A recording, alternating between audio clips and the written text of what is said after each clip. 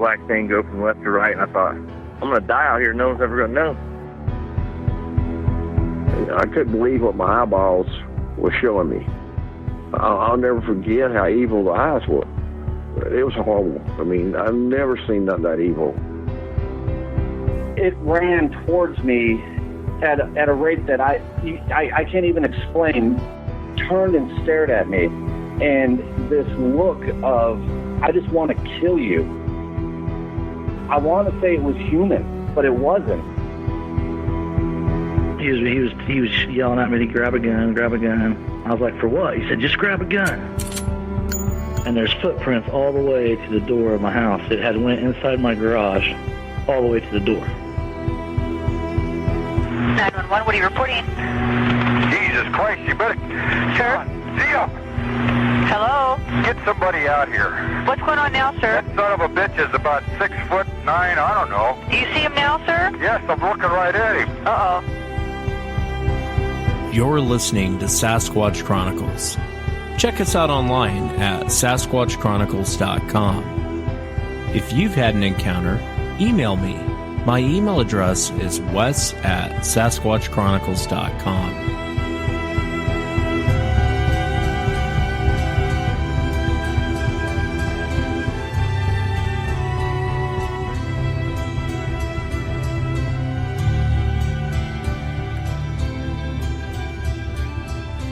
Welcome to the show, everyone. Thanks for being here tonight. Got a great show planned for you this evening. Got 3 witnesses coming up, and we'll be speaking to Mike, Carolyn, and Mo.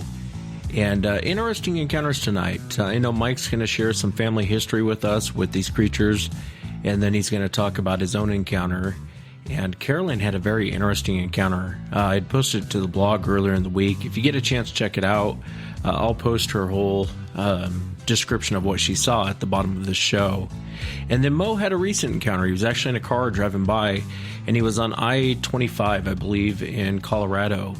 And I've actually had a lot of people say they've seen a lot of roadside crossings in that area. Interesting stuff. If you've had an encounter and you'd like to be on the show, shoot me an email. My email address is wes@sasquatchchronicles.com. And I hope the hope the members enjoyed the behind the scenes of trying to set up a phone number. It was meant just for fun. You know, sometimes you got to laugh at yourself. You can't take yourself too seriously. And some of the little things in life that frustrate us, you realize really quick. It's on the grand scheme of things, it doesn't really mean much. But I hope you guys enjoyed it. And there's a lot to get to tonight. Let's jump into it. I want to welcome Mike to the show. Mike, thanks for coming on. I really appreciate you being here tonight. Oh, thank you, Wes. And your family has a long history of Sasquatch. I know your grandmother saw one. Different family members had seen them out there in Colorado. I thought the grandmother story was kind of interesting. Would you mind talking about that a little bit, what your grandmother saw and what she did? Yeah, this would be probably in the late 20s to early 30s, 1930s.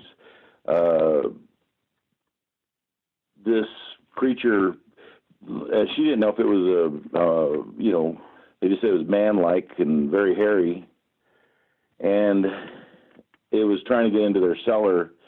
And back then that's, where you kept your food for the winter. And it was the coolest place for, your dry goods and whatever else.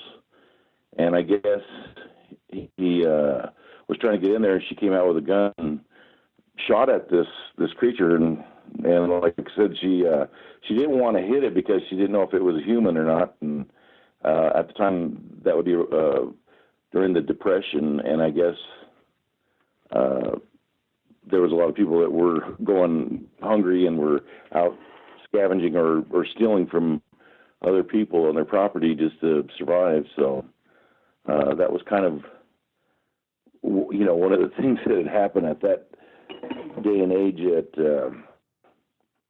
They lived out on a ranch. So. Yeah, did she ever describe what she saw or what she actually shot at? Yeah, she told us when we were kids, she told us that it looked like a man and just kind of real skinny and lanky and very hairy. And she just wasn't sure exactly what it was. They had seen stuff like that before, or other relatives had mentioned stuff, in the mountains and that, because there was a couple of the relatives that would hunt bear and other, like mountain lions and that, to get rid of them from killing cattle and that from other ranchers and that. So they had seen stuff like that, out and around, and that was at Rio Grande County and south, I guess the southeast part of Colorado there. And where they were at the time it would be around Pinellas County, and they were, I guess you'd every now and then see something like this, but nobody ever, at the time they weren't interested in what it was, I imagine, just trying to keep this creature or whatever it was off their property and out of their cellars, and so it was kind of surprising when she mentioned about that, and that it was something every now and then. It wasn't a daily thing or anything. It's interesting that she brings it up. This thing coming in, it's tall, it's lanky, it's hairy, and it's stealing our food. And, it just shows you how people have changed over the years. The old grandmother going out there with a gun, popping off a couple shots. It sounds like a tough old lady. Oh, yeah, my grandmother was somebody you did not want to cross. I can imagine. Now, your uncle was actually on Monster Quest, wasn't he?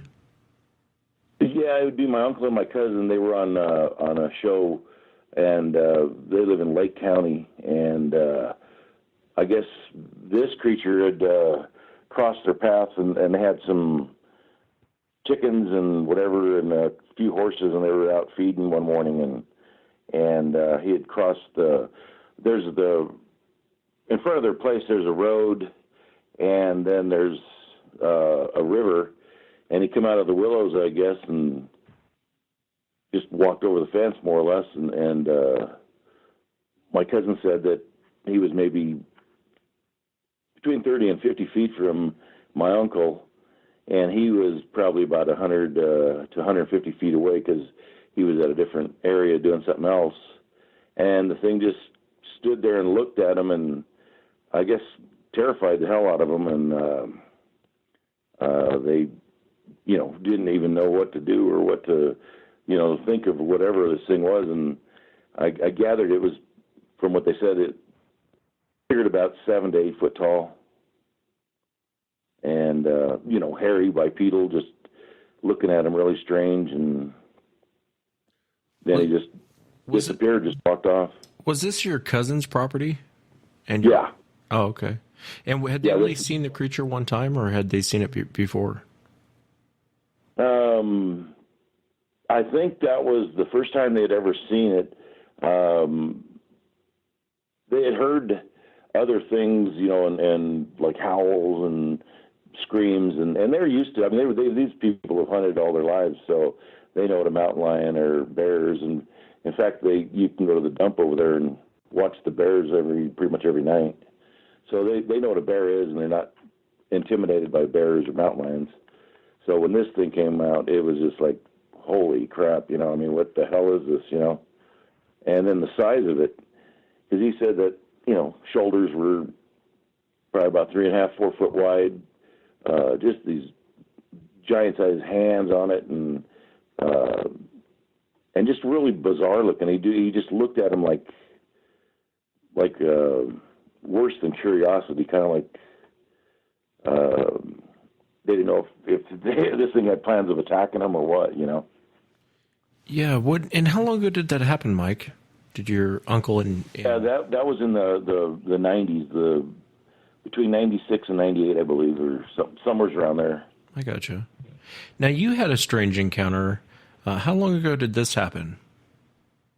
Well, my first encounter was in about 74 or 5. It was just south of Del Norte, Colorado.